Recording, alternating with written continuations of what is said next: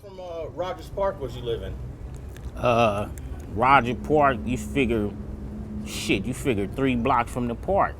I was 3 blocks from the park, you know what I'm saying? And at that time, we didn't have different blocks, so it was just one main block, Hyde Park 500 Beach. It was just changing from 7th grade, starting for junior high to 6th grade. I think, yeah, 6th to 8th or something like that. It was 6th to 8th? 6th to 8th for or Crozier something. For Crozier. Okay. And then you, from 9th, 10th, 11th, 12th, we was heading over to Inglewood High after that. Okay, so you was at that time when they first changed it, early 90s. Exactly. So we still like kids falling up into junior high. We still coming up out of elementary school, basically. What was Crozier Junior High or Crozier Middle School? What was it called when you was there? Was it already middle school? Yeah, it was Crozier, and it was, I guess middle school started at 6th grade, so that's what that was at that time. Was there a lot of homies, future homies already there? If it was some homies, they was like, they wasn't so heavily solidified, like really reputables from the turf, because everybody still was at that youthful time. But at that time, the hood did have homies that kind of went there, young homies, but they names wasn't so big and heavily like that. I was just really doing my thing, cause like I was saying earlier, I was still in my transition time. You know what I'm saying? Knowing homies or knowing dudes and picking up on what this shit was really about. You know what I'm saying? Because really before I started really locking it in with the homie stuff, I was locked in with the I-13s, homie. I kind of fell up under a dude named Gangster from I-13, which is R.I.P. You know what I'm saying? So you got close with Gangster before you got fully entrenched in the Neighborhood Pirus, exactly. Oh, okay. So how was let's talk a little bit about Gangster and your I-13 I guess somewhat affiliation.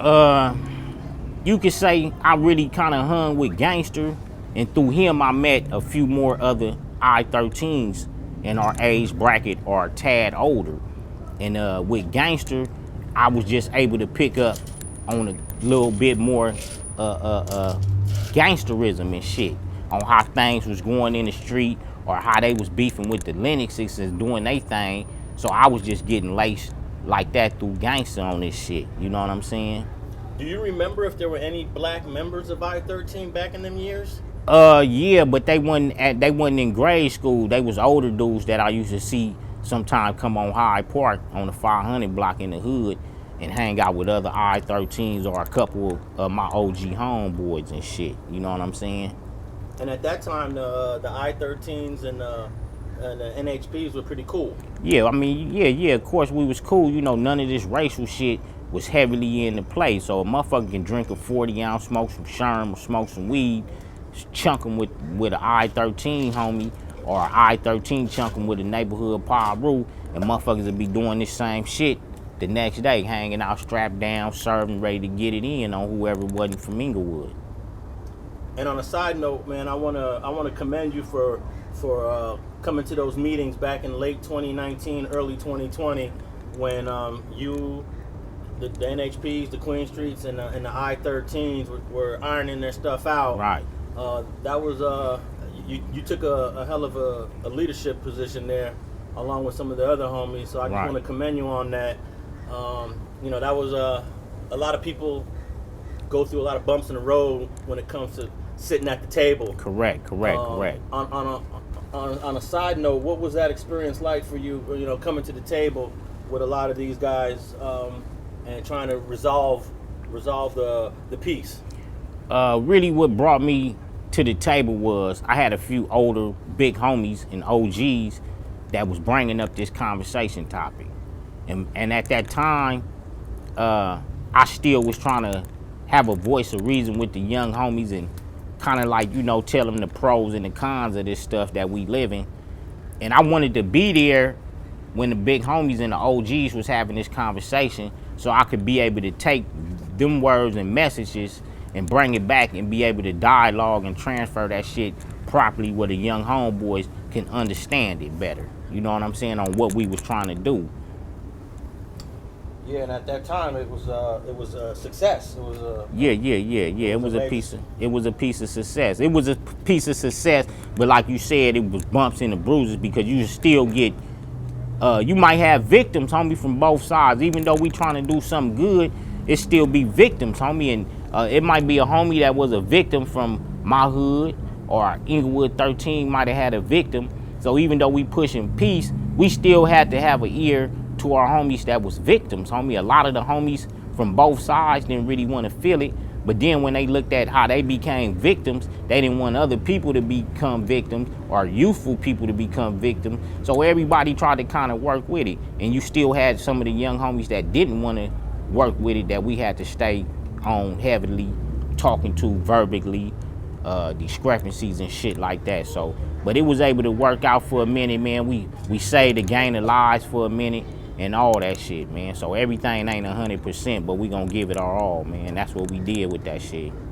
So now going back to when you first met Gangster, right? It kind of makes sense why you was very instrumental in those conversations with the I-13. Correct. In January of 2020, if I remember correctly. Correct. Because you got this history starting with Gangster. Exactly. I did a few years with Gangster, homie. I did a few years with Gangster, getting laced on this shit, homie. So you can say by me having ties with the homies from Inglewood 13 at that time, of course, made me feel to have a piece of influence to dive in it, to keep shit at a minimum, homie. Because like I said, we did grow up with them dudes, you know. Them dudes did tattoo some of us up and all that shit. We got experience, man, of getting cracking with them dudes against outsiders and all that. So, of course, I was going to try to get in there and make some peace, man. You know what I'm saying? Yeah. Take me back to them days running around with Gangster. Was it just you and Gangster, or was it you and the I-13s? It was me and Gangster, but by them dudes, like, being in our turf, I got a chance to run with different ones, you know what I'm saying, in the time of my career with this shit. So it wasn't just Gangster, but Gangster was my school homeboy, where a lot of that shit starts at school that you can bring back to the streets and shit. You know what I'm saying? So you on the block where all the NHPs is at? Right. Are they seeing you hanging out with Gangster from I-13, or you just kept it separate? No, that was school shit with Gangster. You know, that was school shit as being a homeboy. But also when I hit the block, you had I-13s that lived on our block at that time. So it wasn't no secret society of us mixing with these dudes, because they was on our block with us. A motherfucker be out there and there don't be no homies there, you be with an I-13 smoking weed and hustling. So, you know, so it wasn't no secret society back then. It just was community ties. So the connection sounded really close, right, compared to today. Right, hell yeah. Hell yeah, superly close. You know what I'm saying? I believe that after 93, 94 hit, the prison politics for Mexicans changed. Right. And they couldn't really function with blacks, even if they wanted to.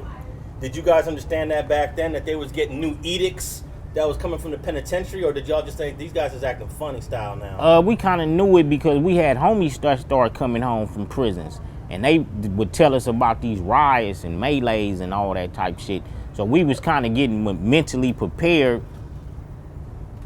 for racial tensions. And then plus, they used to do the Cinco de Mayo shit at Inglewood High School and stuff. So sometimes shit would jump out and dudes would get combative with that with Cinco de Mayo, so it'd be racial. But it'd be like with neutral Inglewood City civilians, and a few damus from different cities might join in. But we didn't ever really get too heavily in that school shit.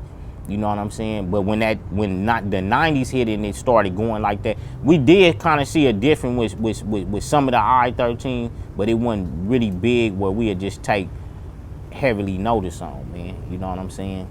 You know, I got a 1990 clip from Inglewood High School where the Mexicans and the blacks fought each other. Right. But it wasn't gang Mexicans or gang blacks. Right. It was just the students at the school. Right, that's why I say it was just regular civilians. You might catch a homie or two that might have been there that got involved in something, but it wasn't just never us colliding with them. Because you got to think it was different times, not to shut the little homies down from the Hispanic side or the black side. But at my time, homie, you had straight riders from Inglewood 13 and straight riders from Inglewood Neighborhood Piru. And if we ever had got to popping pistols at that time on each other, this shit probably wouldn't even took place to this day, because we would have buried so many of each other back then to niggas wouldn't even want to see this today.